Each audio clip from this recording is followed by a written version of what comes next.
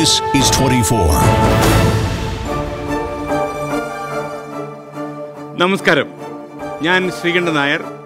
ഇന്ന് എനിക്ക് നിങ്ങളുടെ മുന്നിൽ നിൽക്കുമ്പോൾ ഒരു വല്ലാത്ത സന്തോഷമുണ്ട്. അതിനൊരു ചെറിയ കാര്യമുണ്ട്. നിങ്ങൾക്കറിയാം, ദക്ഷിണേന്ത്യയിൽ ഏറ്റവും വിജയകരമായി ഒരു വിർച്വൽ സ്റ്റുഡിയോ എന്ന സാങ്കേതിക സംവിധാനം പരിപൂർണമായി പരീക്ഷിച്ച ടെലിവിഷൻ ചാനലാണ് 24. ഈ വാർത്താ ചാനൽ നിങ്ങളുടെ അരികിലേക്ക് എത്തുമ്പോൾ തന്നെ, നിങ്ങളുടെ സ്വീകരണ മുറിയിൽ വരുമ്പോൾ ഞങ്ങളൊരു ഉറപ്പ് പറഞ്ഞിരുന്നു. അതായത് ഈ വാർത്താ ചാനൽ അത്യാധുനികമായ സാങ്കേതിക സൗകര്യങ്ങളോടെയാണ് വരുന്നത്. പല പരീക്ഷണങ്ങളും ഞങ്ങൾ നടത്തി, അതൊക്കെ വിജയമാണെന്ന് കണ്ടു. ഈ തെരഞ്ഞെടുപ്പ് കാലത്ത് മറ്റൊരു പരീക്ഷണം കൂടി ഞങ്ങൾ നടത്തുകയാണ്. വളരെ വിദൂരത്ത് നിൽക്കുന്ന ആളുകളെ കാക്കനാട്, കൊച്ചിയിലെ കാക്കനാട്ടുള്ള ഞങ്ങളുടെ വിർച്വൽ സ്റ്റുഡിയോയിലേക്ക് ജീവനോട്, ഗോപിനാഥ് മുതുകാടിൻ്റെ മാജിക് ഇല്ലാതെ തന്നെ ജീവനോട് കൊണ്ടുവരുന്നൊരു സാങ്കേതിക സംവിധാനം ഞങ്ങൾ ഇന്ന് പരീക്ഷിക്കുകയാണ്. ഇതിന് ടെലി ട്രാൻസ്പോർട്ട് സ്റ്റുഡിയോ എന്നാണ് സാങ്കേതികമായി പറയുന്നത്.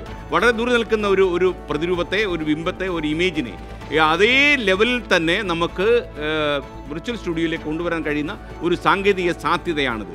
ഇന്ന് എറണാകുളത്തെ UDF സ്ഥാനാർത്ഥി IB ഈഡനുമായി ഞാൻ ഒരു അഭിമുഖം നടത്തുകയാണ് ഈ സാങ്കേതിക സാധ്യതയിലൂടെ. അദ്ദേഹത്തിൻ്റെ നിയോജക മണ്ഡലമായ കടവന്ത്ര എന്ന സ്ഥലത്താണ് ഇപ്പോൾ നിൽക്കുന്നത്. അപ്പോൾ കടവന്ത്രയിൽ നിൽക്കുന്ന IB ഈഡൻ എന്ന UDF നേതാവ് ഇപ്പോൾ ജീവനോടെ കാക്കനാട്ടുള്ള വിർച്വൽ സ്റ്റുഡിയോയിലേക്ക് വന്നിറങ്ങുകയാണ്. ഹായ് IB, നമസ്കാരം. ഹലോ, നമസ്കാരം. IB കടവന്ത്രയിലും ഞാൻ കാക്കനാടുമാണ് നിൽക്കുന്നെങ്കിൽ ഇപ്പോൾ IB എൻ്റെ തൊട്ടു മുന്നിൽ നിൽക്കുകയാണ്. അത് പ്രേക്ഷകർക്കും മനസ്സിലായി തുടങ്ങി. ഇതൊരു പക്ഷേ നാളെ ലോകത്തിൻ്റെ പല ഭാഗങ്ങളിൽ നിൽക്കുന്ന IB ഈഡന്മാരെ ഞങ്ങൾ ഈ കാക്കനാട്ടെ വിർച്വൽ സ്റ്റുഡിയോയിലേക്ക് വിളിച്ചു കൊണ്ടുവരും. അപ്പോൾ എനിക്കറിയാം IB ഇന്ന് വളരെ തിരക്ക് പിടിച്ച ഒരു പര്യടനത്തിലാണ്. അപ്പോൾ ഈ പര്യടനം കൊണ്ട് ഒരുപക്ഷെ ഒരു ക്ഷീണമൊക്കെ ഉണ്ടാകും. എന്നാലും ഒരു പുതിയ സാധ്യത ഞങ്ങൾ പരീക്ഷിക്കുമ്പോൾ IB ഈഡൻ എല്ലാ വികറോടും എല്ലാ ഊർജ്ജത്തോടും ഞങ്ങളുടെ മുന്നിൽ നിൽക്കുമെന്നാണ് ഞങ്ങളുടെ വിശ്വാസം. വളരെ സന്തോഷം ഈ പരിപാടിയിൽ പങ്കെടുക്കാൻ താങ്കൾ അവസരം കണ്ടെത്തിയതിന്. വളരെ തിരക്ക് പിടിച്ച ഒരു തെരഞ്ഞെടുപ്പ് പര്യടന വേളയിൽ ഇങ്ങനെയൊരു സാധ്യത പരീക്ഷിക്കാൻ വന്ന ഒരു ചെറുപ്പക്കാരനായ നിയമസഭാംഗം കൂടിയായ ചെറുപ്പക്കാരനെ ഞാൻ ഈ പരിപാടിയിലേക്ക് ഒരിക്കൽ കൂടി സ്വാഗതം ചെയ്യുന്നു. IBയുടെ ഇന്നത്തെ തിരക്ക് എങ്ങനെയായിരുന്നു? നമസ്കാരം. ആദ്യമായി ഫ്ലവേഴ്സ് ചാനലിനോട്, ന്യൂസ് 24നോട്, പ്രത്യേകിച്ച് ശ്രീകണ്ഠൻ നായരോട് നന്ദി പറയുകയാണ്. കാരണം പരീക്ഷണാടിസ്ഥാനത്തിൽ ആദ്യമായി ഈ സാങ്കേതിക വിദ്യ ഉപയോഗിക്കുന്ന ഒരു സ്ഥാനാർത്ഥി, ഒരു ജനപ്രതിനിധി എന്നുള്ള ഒരു ടൈറ്റിൽ എനിക്ക് നൽകിയത്. നാളെ എൻ്റെ വാഹന പര്യടനം ആരംഭിക്കുകയാണ്. അത് മൂത്തകുന്നത്ത് ഇന്ന് ബഹുമാന്യനായ KPCCയുടെ അധ്യക്ഷൻ ശ്രീ VM സുധീരൻ അവർകൾ ഇന്ന് ഉദ്ഘാടനം നിർവഹിച്ചു. പൊതുസമ്മേളനത്തിൽ നാളെ രാവിലെ മുതൽ പറവൂർ മേഖലയിലാണ് പര്യടനം ആരംഭിക്കുന്നത്. ഇന്നായിരുന്നു നാമനിർദ്ദേശ പത്രിക കൊടുക്കുന്നത്. ഇന്ന് നഗരത്തിൻ്റെ പല ഭാഗങ്ങളിൽ, പാലാരിവട്ടം, തമ്മനം, പൊന്നുരുന്തി പ്രദേശത്തിലായിരുന്നു. ഇന്ന് പ്രധാനപ്പെട്ട വ്യക്തികളെയും സ്ഥാപനങ്ങളും സന്ദർശിക്കുന്ന പര്യടന പരിപാടിയായിരുന്നു. അതുപോലെ തന്നെ പൂത്തോട്ടയിൽ മഹാനായ അയ്യങ്കാളിയുടെ പ്രതിമ നശിപ്പിച്ച സ്ഥലം സന്ദർശിക്കുന്ന ഒരു പരിപാടിയും കൂടി ഉണ്ടാകും. ഏതായാലും ഒരിക്കൽ കൂടി ഞാൻ അഭിനന്ദിക്കുകയാണ്. സന്തോഷം IB. കാരണം ഇനിയും ചില സാധ്യതകൾ ഞങ്ങൾ കൊണ്ടുവരുന്നുണ്ട്. അതിലൊക്കെ IB സഹകരിക്കണം. ഞാൻ വേറെ കാര്യം ചോദിച്ചോട്ടെ. ഇപ്പം കേരളത്തിലും ഇന്ത്യയിലും ഇപ്പോൾ ഏറ്റവും കൂടുതൽ ചർച്ച ചെയ്യുന്നത് രാഹുൽ ഗാന്ധി വയനാട്ടിൽ മത്സരിക്കുന്നു എന്ന കാര്യമാണ്. ഈ രാഹുൽ ഗാന്ധി മത്സരിക്കാൻ തീരുമാനമെടുത്തപ്പോൾ തന്നെ ഒരു ഹിന്ദു പക്ഷത്തിൽ നിന്ന് ഒരു ന്യൂനപക്ഷത്തിൻ്റെ വോട്ട് തേടാനുള്ള ഒരു വൃഥാശ്രമം, അല്ലെങ്കിൽ ഒരു വേണ്ടാത്ത കീഴ്വഴക്കം രാഹുൽ ഗാന്ധി ക്രിയേറ്റ് ചെയ്യുന്നു എന്ന് BJP പ്രധാനമന്ത്രി തന്നെ നേരിട്ട് വന്ന് ആക്ഷേപിച്ചു. അതോടൊപ്പം തന്നെ അദ്ദേഹത്തിനെ പപ്പു എന്ന് വിളിച്ച് ഇടതുപക്ഷവും ആക്ഷേപിക്കാൻ ശ്രമിക്കുന്നു. എല്ലാ ക്യാമ്പുകളിലും രാഹുൽ ഗാന്ധിയുടെ വയനാട് സന്ദർശനം വല്ലാത്തൊരു അവസ്ഥയുണ്ടാക്കിയിട്ടുണ്ട്. എനിക്കറിയാം താങ്കൾക്കും ഒരുപക്ഷെ ഇതിനോട് ശക്തമായ ചില പ്രതികരണങ്ങളുണ്ടാകും. ഈ രാഹുൽ ഗാന്ധിയുടെ ഈ തീരുമാനത്തെ, അതായത് നിങ്ങളെയൊക്കെ കുറച്ച് ദിവസങ്ങൾ ആശങ്കയിലാഴ്ത്തിയ ഒരു അവസ്ഥയുണ്ടായിരുന്നല്ലോ, ഒരു അനിശ്ചിതത്വം. ഈ അനിശ്ചിതത്വമൊക്കെ കടന്ന് രാഹുൽ ഗാന്ധി വയനാട് മത്സരിക്കുന്നു, അമേഠിക്കൊപ്പം അദ്ദേഹം വയനാട് മത്സരിക്കുന്നു. ഈ ഒരു സംഭവത്തെ മറ്റുള്ള രാഷ്ട്രീയ കക്ഷികൾ ഏറ്റവും അപകടം പിടിച്ച രീതിയിൽ നോക്കിക്കാണുന്ന ഒരു സാഹചര്യം ഇന്നും ഇന്നലെയൊക്കെ കേരളത്തിൽ ഉണ്ടായിട്ടുണ്ട്, ഇന്ത്യയിലും ഉണ്ടായിട്ടുണ്ട്. എന്താണ് അതിനെക്കുറിച്ച് IBക്ക് പറയാനുള്ളത്? അല്ല, ഇന്ത്യയുടെ ഒരു രാഷ്ട്രീയ ചരിത്രം പരിശോധിച്ചാൽ നമ്മൾക്കറിയാം, പ്രധാനമന്ത്രി സ്ഥാനാർത്ഥികൾ ഒന്നിലധികം മണ്ഡലങ്ങളിൽ നിന്ന് മത്സരിക്കാറുണ്ട്. ശ്രീ നരേന്ദ്രമോദിയും ശ്രീമതി സോണിയാഗാന്ധിയുമെല്ലാം ഇതിനു മുമ്പും അങ്ങനെ ചെയ്തിട്ടുണ്ട്. ഒരു ചരിത്ര മുഹൂർത്തമാണ്. ചിക്കമംഗലൂരിൽ സദേൺ പാർട്ട് ഓഫ് ഇന്ത്യയിൽ നിന്ന് ശ്രീമതി ഇന്ദിരാഗാന്ധി മത്സരിച്ചതുപോലെ അതിനേക്കാളെല്ലാം ഉപരി ഏറ്റവും സദേൺ സ്റ്റേറ്റായ കേരളത്തിലെ വയനാട്ടിൽ നിന്ന് മത്സരിക്കുന്നു എന്നുള്ളത് ഇന്ത്യയിലെ ജനാധിപത്യ വിശ്വാസികൾക്ക്, കേരളത്തിലെ ജനാധിപത്യ മതേതര വിശ്വാസികൾക്ക് വലിയ ആത്മവിശ്വാസം പകരുന്ന ഒരു നടപടിയാണ്. എന്തിനാണ് BJPയും CPMഉം ഇത്ര ആശങ്കപ്പെടുന്നത് എന്ന് എനിക്ക് മനസ്സിലാവുന്നില്ല. CPMൻ്റെ കാര്യം പറഞ്ഞാൽ നമുക്ക് മനസ്സിലാക്കാൻ സാധിക്കും. കാരണം അവർക്ക് അങ്ങനെ ഒരു പ്രധാനമന്ത്രി സ്ഥാനാർത്ഥി ഇല്ലാത്തത് കൊണ്ട് അങ്ങനെ ഒരു ആശങ്കയ്ക്ക് അടിസ്ഥാനമില്ല. പിന്നെ BJPയുടെ കാര്യമാണെങ്കിൽ അവർക്ക് ആരെ വേണമെങ്കിലും കേരളത്തിലെ ഏത് മണ്ഡലത്തിലും മത്സരിപ്പിക്കാൻ. ഡോക്ടർ ശശി തരൂർ ശ്രീ നരേന്ദ്രമോദിയെ വെല്ലുവിളിച്ചിട്ടുണ്ട് തിരുവനന്തപുരത്ത് മത്സരിക്കാൻ. അപ്പോൾ ഇന്ത്യയിൽ ഇലക്ടറൽ റോളിൽ പേരുള്ള എവിടെ വേണമെങ്കിലും ആർക്കും മത്സരിക്കാൻ ഭരണഘടന അവകാശം നൽകുന്ന. ഇങ്ങനെ 2 മണ്ഡലങ്ങളിൽ മത്സരിക്കുക. ഞാൻ പറഞ്ഞത് ഇടതുപക്ഷം പോലുള്ള ഒരു കമ്മ്യൂണിറ്റി എന്തിനാണ് ശ്രീ രാഹുൽ ഗാന്ധിയെ പോലെ, ശ്രീ പ്രകാശ് കാരാട്ട് വാനോളം പുകഴ്ത്തുന്ന, ശ്രീ സീതാറാം യെച്ചൂരി വാനോളം പുകഴ്ത്തുന്ന രാഹുൽ ഗാന്ധിയെ എന്തിനാണ് ഈ വിശാലമായ പ്ലാറ്റ്ഫോമിൻ്റെ ഭാഗമാകാൻ ശ്രമിക്കുന്ന അവർ രാഹുൽ ഗാന്ധിയുടെ സ്ഥാനാർത്ഥിത്വത്തെ എതിർക്കുന്നത് അല്പത്തരമാണെന്നാണ് എനിക്ക് പറയാനുള്ളത്. അപ്പോൾ IB, അതായത് നമ്മുടെ പ്രേക്ഷകരോട് പറയാനുള്ളത്, നിങ്ങളിപ്പോൾ കണ്ടുകൊണ്ടിരിക്കുന്നത് ടെലി ട്രാൻസ്പോർട്ട് സ്റ്റുഡിയോ എന്ന് പറയുന്ന സാങ്കേതിക സാധ്യത ഉപയോഗിച്ച് വളരെ ദൂരെ നിൽക്കുന്ന IB ഈഡനെ കൊച്ചിയിലെ കാക്കനാട്ടുള്ള ഞങ്ങളുടെ വിർച്വൽ സ്റ്റുഡിയോയിലേക്ക് കൊണ്ടുവന്നിരിക്കുന്ന ഒരു സംഭവമാണ്. ഒരുപക്ഷെ ഇതിനകത്ത് ആദ്യമായിട്ട് കയറി പറ്റുന്ന ഒരു രാഷ്ട്രീയ പ്രവർത്തകനും IB ഈഡനായിരിക്കും എന്നാണ് എൻ്റെ വിശ്വാസം. IB, ഞാൻ മറ്റൊരു രാഷ്ട്രീയ പ്രശ്നത്തിലേക്ക് കടക്കുകയാണ്. ഇപ്പം എനിക്കറിയാം കൊച്ചിയിൽ വളരെ കർക്കശമായ മത്സരമാണ് വരാൻ പോകുന്നത്. ഒന്ന് ഇടതുപക്ഷത്തെ P രാജീവും പിന്നെ കേന്ദ്രമന്ത്രി കൂടിയായ അൽഫോൺസ് കണ്ണന്താനവും മത്സരിക്കുന്നു. അപ്പോൾ P രാജീവ്, എനിക്കറിയാം നിങ്ങളൊക്കെ വളരെ യങ്സ്റ്റേഴ്സാണ്, ഒരു നല്ല ടെലിവിഷൻ കൾച്ചറും നിങ്ങൾക്കുണ്ട്. ടെലിവിഷനിൽ സംസാരിക്കുമ്പോൾ തന്നെ എതിരെ നിൽക്കുന്ന ആളിനോട് ഒരു മാന്യമായ രീതിയിൽ ഡീൽ ചെയ്യാനൊക്കെ ഉള്ളൊരു ഒരു ആദരവ് നിങ്ങൾ കാണിക്കാറുമുണ്ട്. അപ്പം എന്നിരുന്നാലും ഞാൻ ഇപ്പോൾ P രാജീവ് നിങ്ങൾ ഒരു സ്ഥാനാർത്ഥി എന്നുള്ള വിലയിരുത്തുമ്പോൾ IBയുടെ ഒരു അഭിപ്രായം എങ്ങനെയാണ്? ഒരുപക്ഷെ IB ഭയക്കുന്നുണ്ടോ രാജീവിനെ? അല്ല, അങ്ങനെ ആശങ്കകൾക്കും ഭയത്തിനൊന്നും യാതൊരു സ്ഥാനവുമില്ല. ഒന്നാമത്തെ ഈ തെരഞ്ഞെടുപ്പിൻ്റെ പ്രധാനപ്പെട്ട കാര്യമെന്ന് പറയുന്നത് 2 വ്യക്തികൾ തമ്മിലുള്ള ഒരു പോരാട്ടമല്ല, 2-3 വ്യക്തികൾ തമ്മിലിട്ട ഒരു പോരാട്ടമല്ല. ഇത് ആശയങ്ങളുടെ അടിസ്ഥാനത്തിലും നിലവിലുള്ള രാഷ്ട്രീയ സാഹചര്യത്തിൻ്റെ അടിസ്ഥാനത്തിലും നടക്കുന്ന ഒരു തെരഞ്ഞെടുപ്പാണ്. കേരളം രാഷ്ട്രീയം ചർച്ച ചെയ്യപ്പെടണമെന്ന് ഞങ്ങൾ ആഗ്രഹിക്കുന്നു. ഇന്ത്യയിലെ രാഷ്ട്രീയ സംഭവവികാസങ്ങൾ ചർച്ച ചെയ്യപ്പെടണമെന്ന് ഞങ്ങൾ ആഗ്രഹിക്കുകയാണ്. കാരണം ഈ ഗവൺമെൻറ്റിനെ കൂടി ഇവാലുവേറ്റ് ചെയ്യുന്ന, അതിനെല്ലാം ഉപരി കഴിഞ്ഞ 5 വർഷക്കാലം ഒരു വർഗീയ ഫാഷിസ്റ്റ് നയങ്ങൾ ഉയർത്തിപ്പിടിച്ച, ഇന്ത്യയുടെ സമ്പദ്ഘടന പരിപൂർണമായി തകർത്ത ഒരു ഗവൺമെൻറ്റിനെതിരെയുള്ള ഒരു വിധിയെഴുത്താവും ഈ തെരഞ്ഞെടുപ്പ്. അതുപോലെ തന്നെ രാഷ്ട്രീയം ചർച്ച ചെയ്യപ്പെടണം. എനിക്ക് വ്യക്തിപരമായി ഒരു ക്യാരക്ടർ അസാസിനേഷൻ നടത്താനോ വ്യക്തിപരമായി ഒരു കാൻഡിഡേറ്റിൻ്റെ ഗുണങ്ങളോ ദോഷങ്ങളോ വിലയിരുത്താൻ ഞാൻ ആഗ്രഹിക്കുന്നില്ല. ഞങ്ങൾ പരസ്പര ബഹുമാനത്തോടു കൂടി. അതായത് അൽഫോൺസ് കണ്ണന്താനും ഉണ്ട്, P രാജീവും ഉണ്ട്. ഇതിൽ ഏറ്റവും കരുത്തനായ എതിരാളി താങ്കളുടെ മനസ്സിലാരായിരിക്കും? അല്ല, കരുത്തനായ എതിരാളി എന്ന് പറയുന്നതിന് ഒരർത്ഥമില്ല. കാരണം പെർസെൻറ്റേജ് ഓഫ് വോട്ട്സ് നോക്കിയാൽ നമ്മൾക്കറിയാം BJP എന്ന് പറയുന്നത് കേരളം പോലുള്ള ഒരു സ്റ്റേറ്റിൽ, പ്രത്യേകിച്ച് എറണാകുളം പോലുള്ളൊരു സ്ഥലത്ത് നാമമാത്രമായ ഒരു സംഘടനയാണ്. സ്വാഭാവികമായും ഇടതുപക്ഷ സ്ഥാനാർത്ഥി തന്നെയാണ് എൻ്റെ ഇമ്മീഡിയറ്റ് ഒപ്പോണൻ്റ് എന്ന് നമുക്ക് വിശേഷിപ്പിക്കാൻ കഴിയുന്നത്. പക്ഷേ ഞാൻ നേരത്തെ പറഞ്ഞതുപോലെ തന്നെ ഇതൊരു രാഷ്ട്രീയ പോരാട്ടമാണ്. ഈ ഒരു രാഷ്ട്രീയ പോരാട്ടത്തിൽ ശ്രീ രാഹുൽ ഗാന്ധിയുടെ സ്ഥാനാർത്ഥിത്വം കൂടി വരുമ്പോഴേക്കും മതേതര വിശ്വാസികൾ, ജനാധിപത്യ വിശ്വാസികൾ ഇന്നത്തെ രാഷ്ട്രീയ സാഹചര്യത്തിൽ ഈ ഗവൺമെൻറ്റിനെ വിലയിരുത്തുന്ന പല ഫാക്ടേഴ്സും ഈ തെരഞ്ഞെടുപ്പിൽ ചർച്ച ചെയ്യാൻ പോവുകയാണ്. അത് കോൺഗ്രസ്സിന്, UDFന് അനുകൂലമായി വരുമെന്നുള്ള കാര്യത്തിൽ എനിക്ക് യാതൊരുവിധ തർക്കവുമില്ല.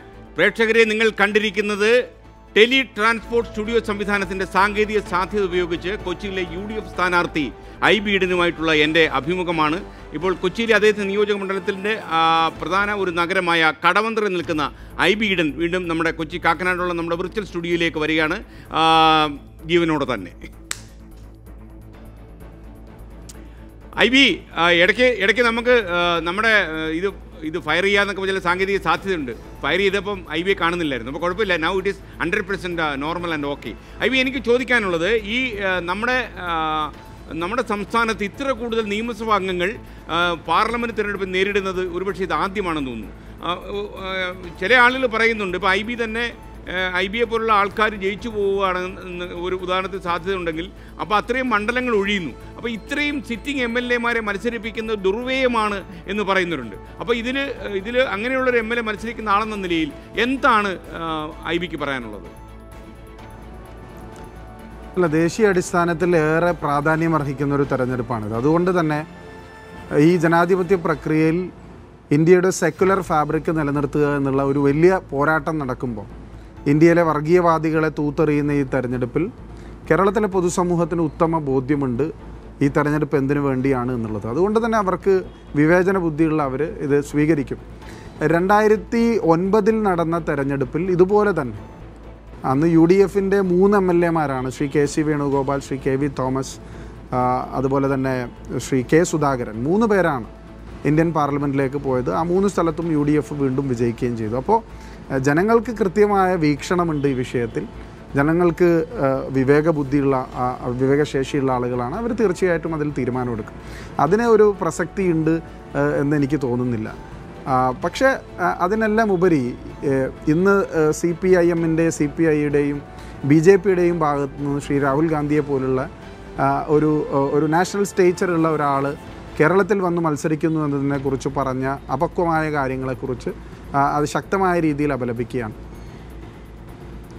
അല്ല, ഞാൻ ചോദിക്കുന്നത് ഈ ശരിക്കും നിങ്ങൾ അതിരുവിട്ട് മൂടായി കഴിഞ്ഞു രാഹുൽ ഗാന്ധിയുടെ വരവിൽ. അതായത് കൃത്യമായ ചില പ്രശ്നങ്ങളുടെയും പ്രധാനമന്ത്രി നരേന്ദ്രമോദി കഴിഞ്ഞ 5 കൊല്ലങ്ങളായി ചെയ്തിട്ടുള്ള കാര്യങ്ങളെക്കുറിച്ചുമൊക്കെ സംസാരിച്ച് ജനങ്ങൾക്ക് വ്യക്തമായ ഒരു രാഷ്ട്രീയ ലക്ഷ്യത്തോടെ പെരുമാറേണ്ട കോൺഗ്രസ് പ്രവർത്തകർ പലരും രാഹുൽ ഗാന്ധി വയനാട് വന്നു, അതുകൊണ്ട് മുഴുവൻ സീറ്റുകളും ഞങ്ങൾക്ക് ലഭിക്കാൻ പോകുന്നു എന്ന് പറയുന്നൊരു ധാരണയിലേക്ക് വഴുതി മാറുന്നത് ഒരുപക്ഷെ നിങ്ങളുടെ രാഷ്ട്രീയ പാപ്പരത്വമായി ആളുകൾ വിധി എഴുതിയാൽ എന്ത് പറയും IB?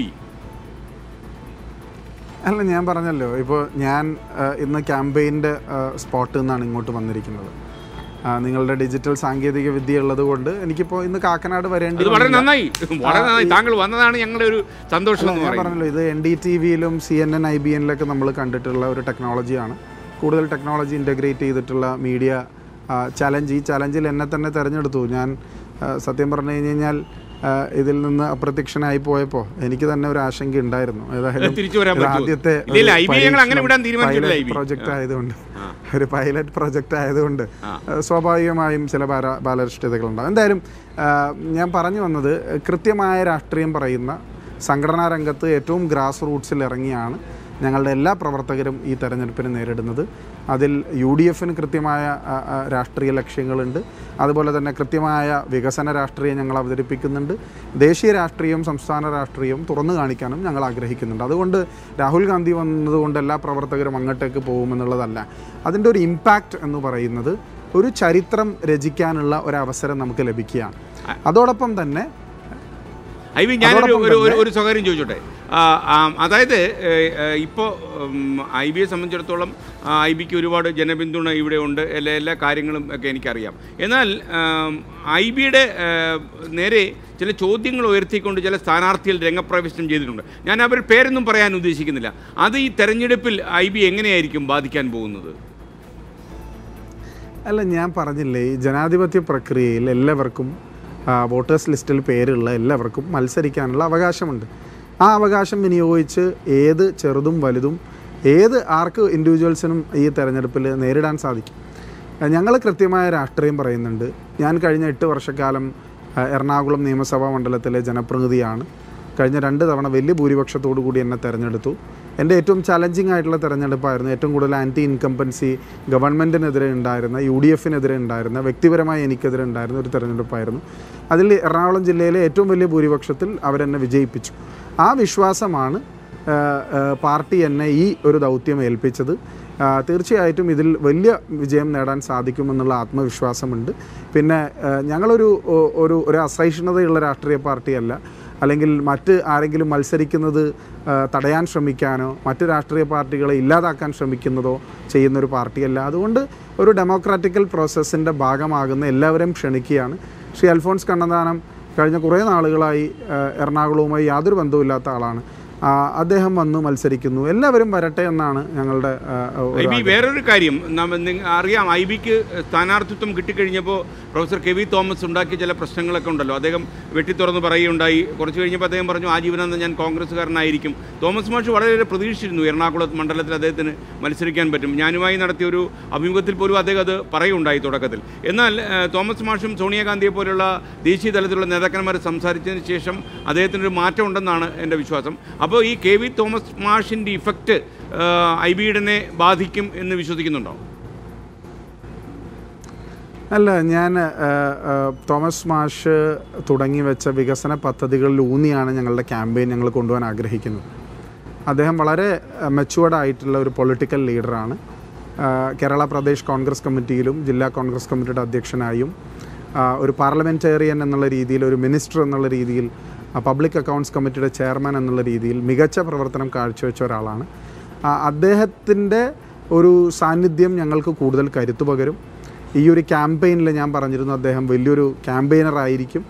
ഇപ്പോൾ മൂത്തകുന്നത്തുനിന്ന് ഞാൻ വരുന്ന സ്ഥലത്തും അദ്ദേഹത്തിൻ്റെ പ്രസൻസ് ഉണ്ടായിരുന്നു. അദ്ദേഹം പ്രസംഗിച്ചു.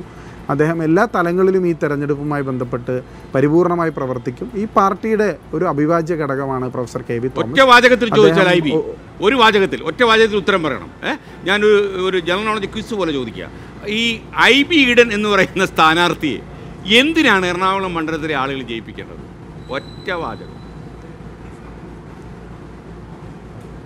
UDF-ൽ വിശ്വാസം അർപ്പിക്കാനും ആ UDF-ൻ്റെ വിശ്വാസം എന്ന് പറയുന്നത് ദേശീയ അടിസ്ഥാനത്തിൽ ഒരു മതേതര സർക്കാരിൻ്റെ ഭാഗമാകാൻ, ഈ വർഗീയ ഭീകരവാദത്തിനെതിരെ കൈ ഉയർത്താൻ ഇന്ത്യൻ പാർലമെൻറ്റിൽ ഞാൻ പോകണമെന്നുള്ളത് UDF-ൻ്റെ സ്ഥാനാർത്ഥിയായി അവിടെ പ്ലേസ് ചെയ്യാൻ പറ്റുന്നത് കോൺഗ്രസ്സിനാണ് കൃത്യമായ പൊളിറ്റിക്സ് പറയാൻ സാധിക്കുന്നത്.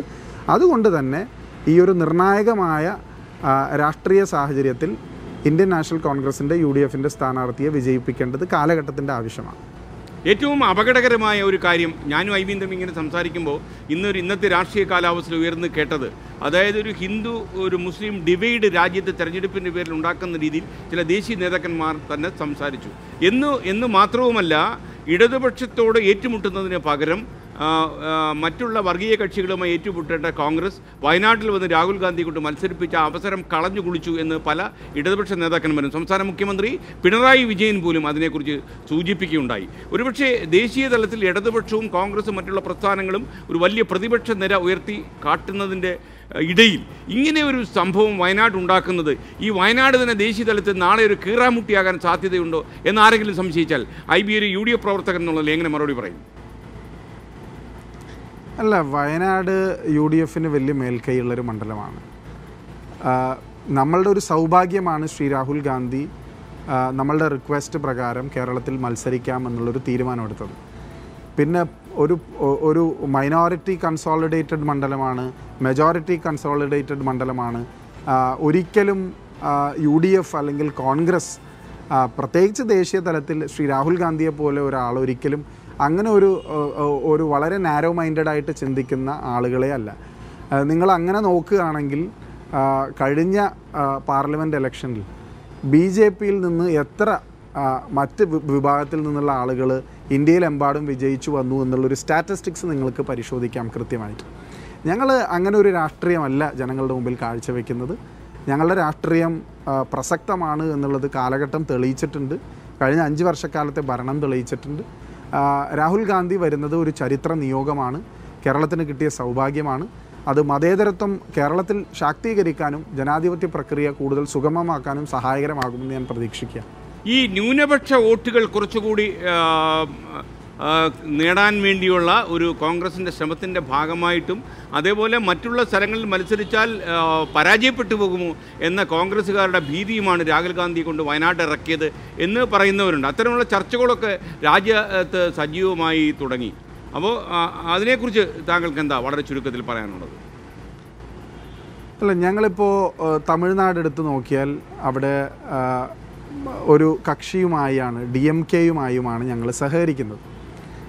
DMK അവിടുത്തെ ഒരു വലിയ രാഷ്ട്രീയ പ്രസ്ഥാനമാണ്. അവർക്ക് വലിയൊരു വോട്ട് ഷെയർ അവിടെ ഉണ്ട്. വളരെ സുരക്ഷിതമായ മണ്ഡലങ്ങൾ തമിഴ്നാട്ടിലുണ്ട്. കർണാടകയിൽ കോൺഗ്രസ്സിന് വലിയ ബേസുള്ള മറ്റ് മണ്ഡലങ്ങളുണ്ട്. ഇന്ത്യയിൽ രാഹുൽ ഗാന്ധിക്ക് മത്സരിക്കാൻ ഒരു സീറ്റ് എന്ന് പറയുന്നത് വലിയ മത്സരിച്ച് സീറ്റ് കൊടുക്കാൻ തയ്യാറായിട്ടുള്ള രാജസ്ഥാൻ പോലുള്ള ഒരുപാട് സംസ്ഥാനങ്ങൾ, കോൺഗ്രസ്സിന് വലിയ സ്റ്റേക്ക് നിലവിലുള്ള ഒരുപാട് മണ്ഡലങ്ങളുണ്ട്, വളരെ സുരക്ഷിതമായ മണ്ഡലങ്ങൾ. അങ്ങനെയുള്ളപ്പോൾ അദ്ദേഹത്തിന് കേരളത്തിൽ വന്ന് മത്സരിക്കേണ്ട യാതൊരു കാര്യമില്ല. അപ്പോൾ ഇതെല്ലാം അടിസ്ഥാനരഹിതമായ ആരോപണങ്ങളാണ്. ഒന്നും കമ്മ്യൂണൽ പോളിറ്റിക്സും ആ കാർഡ് കൃത്യമായി പ്ലേ ചെയ്യുന്ന ആളുകളാണ് BJPയും അതുപോലുള്ള എക്സ്ട്രീം റൈറ്റ് വിങ് ഓർഗനൈസേഷൻസ്. അവർ തീർച്ചയായിട്ടും മറ്റൊരു കൺസോളിഡേഷന് വേണ്ടി ശ്രമിക്കാൻ വേണ്ടിയിട്ടുള്ള ഒരു പരിശ്രമമായിരിക്കും നടത്തുന്നത്. പക്ഷെ അതൊന്നും ഈ തെരഞ്ഞെടുപ്പിൽ വില പോവില്ല എന്നുള്ളതാണ് എനിക്ക് തോന്നുന്നത്. IB, എന്തായാലും തങ്ങളുടെ തിരക്ക് പിടിച്ച ഒരു നിയോജകമണ്ഡല പര്യടനത്തിനിടയിലാണ് ഇങ്ങനൊരു സാങ്കേതിക വിദ്യ പരീക്ഷിക്കാനായിട്ട് വന്നത്. അപ്പോൾ ഒരുപക്ഷെ അടുത്ത ദിവസങ്ങളിൽ ഞങ്ങൾക്ക് കുറച്ച് കൂടുതൽ സാധ്യതകളുണ്ട്. അപ്പം ആരെയാണ് താങ്കൾ കൈയായിട്ട്, എന്നെ അടുത്താണോ കൈയായിട്ട് വിളിച്ചത്? എനിക്ക് യഥാർത്ഥത്തിൽ IB ഒന്ന് കെട്ടിപ്പിടിക്കണമെന്നുണ്ട്. പക്ഷേ ഈ സാങ്കേതിക സാധ്യതയിൽ കയറി കെട്ടിപ്പിടിച്ചാൽ ശരിയാവത്തില്ലെന്നുണ്ട്. അങ്ങനെ അപ്പോൾ അത് പറ്റാത്തതുകൊണ്ടാണ് ഞാനിങ്ങനെ നിൽക്കുന്നത്. എന്തായാലും IB വളരെ സന്തോഷമുണ്ട്. IB ഇനിയിപ്പോൾ നേരെ എങ്ങോട്ടാണ് ഇനിയിപ്പോൾ? ഞാൻ ഇനി 2-3 ആളുകളെ കൂടി സന്ദർശിച്ചിട്ട് അപ്പോൾ താങ്കൾ കരുത്തോടെ പര്യടനം തുടരുക. താങ്കളുടെ എതിരാളികൾ രണ്ടുപേരും ശക്തന്മാരാണ്. അൽഫോൺസ് കണ്ണന്താനത്തിന് ഞാൻ വഴിയിൽ വെച്ച് കണ്ടപ്പോൾ അദ്ദേഹം വളരെ ആത്മവിശ്വാസത്തോടെ എന്നോട് പറഞ്ഞത് ഈ 2 സ്ഥാനാർത്ഥികളും എനിക്ക് പ്രശ്നമല്ല എന്ന് അദ്ദേഹം പറഞ്ഞു. അപ്പോൾ അതുകൊണ്ട് കാര്യമായിട്ട് തന്നെ പ്രവർത്തിച്ചോളൂ. എന്തായാലും ഈ 3 പേരും എനിക്ക് വളരെ അടുപ്പമുള്ള ആളുകളാണ്. അതുകൊണ്ട് ഞാനിപ്പം അങ്ങനെ പക്ഷപാതപരമായ ഒരു നിലപാടും എടുക്കുന്നില്ല. എല്ലാ ആശംസകളും നേരുന്നു. ഇതിൽ പങ്കെടുത്തതിന് വളരെ നന്ദി. നമസ്കാരം. Thank you. ഇനി താങ്കളുടെ നിയോജകമണ്ഡലത്തിലേക്ക് ഈ ടെലി ട്രാൻസ്പോർട്ട് സ്റ്റുഡിയോ സംവിധാനം ഉപയോഗിച്ച് താങ്കൾ തിരിച്ചു പോയിക്കോളൂ. Thank you. അപ്പോൾ ഒരുപക്ഷെ ഈ സാധ്യതയുടെ ഒരു ഗുണം എന്താണെന്ന് ചോദിച്ചാൽ, ഇതിപ്പം വളരെ കിലോമീറ്റർ ദൂരമില്ല ഞങ്ങൾ രണ്ടുപേരും നിന്ന സ്ഥലമെങ്കിലും ഒരുപക്ഷെ നാളെ ഡൽഹിയിലോ അല്ലെങ്കിൽ ന്യൂയോർക്കിലോ ഇരിക്കുന്ന ഒരാളുമായിട്ട് നമുക്ക് ജീവനോടെ ഉണ്ടെന്ന് തോന്നിപ്പിക്കുന്ന രീതിയിൽ ഈ സാങ്കേതിക സാധ്യത പരീക്ഷ BBC പോലെയുള്ള അന്തർദേശീയ മാധ്യമങ്ങളും CNN പോലെയുള്ള മാധ്യമങ്ങളൊക്കെയാണ് ഇത് പരീക്ഷിച്ചിട്ടുള്ളത്. അപ്പോൾ ഒരുപക്ഷെ ഈ ഒരു സാധ്യത കേരളത്തിലെ ഒരു പ്രാദേശിക ചാനൽ, ഞങ്ങൾ വിശ്വസിക്കുന്നത് ഈ 24 ഒരു ദേശീയ മാധ്യമമായി മാറണം. ആ രീതിയിലാണ് ഞങ്ങളുടെ ശ്രമവും. പുതിയ സാങ്കേതിക സാധ്യതകൾ പരീക്ഷിച്ചുകൊണ്ട് ഞങ്ങൾ ഇനിയും കടന്നു വരും. എല്ലാവർക്കും നമസ്കാരം. Good bye.